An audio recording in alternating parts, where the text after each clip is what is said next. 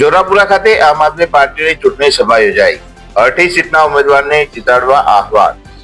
સ્થાનિક સ્વરાજ્યની ચૂંટણીનો માહોલ જામી રહ્યો છે ત્યારે ખેરાલુ તાલુકા પંચાયતની 18 સીટ પર પ્રચાર તેજ બન્યો છે.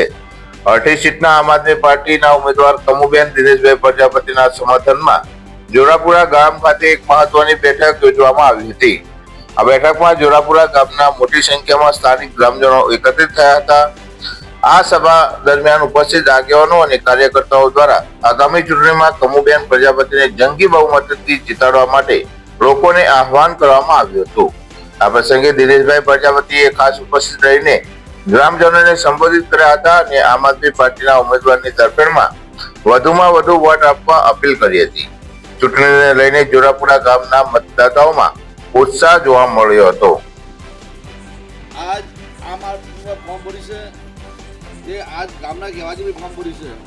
કારણ કે કોઈ આપણી રાહ ફરિયાદ કોઈ સાંભળતું નથી, આપણો વિકાસ કોઈ ગામનો થતો નથી. એટલા માટે તમે ગામવાળા સપોર્ટ કરીને ફોર્મ ભરાયું છે.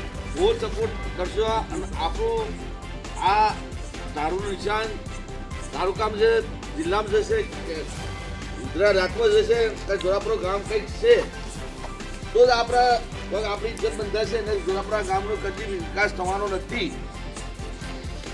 એટલે ખાસ સરકાર ગામથી આપશે. આપણે ગામ એકતા ભરી છે, એકતાથી બહારથી કોના બહારથી સગા સંબંધીઓથી ભાઈ પ્રેમથી આપણે વોટ લેવાનો છે, કોઈ તકરાર કરવાની નથી. બસ આપણું જોરાપુરું ગામ એટલે ગામ જ.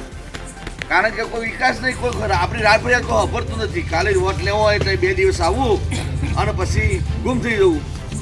રસ્તામાં ઉભા સાહેબ કેવું ગ્રાન્ટો નથી આવતી. બસ જોરાપુરા માટે કોઈ ગ્રાન્ટ નહીં.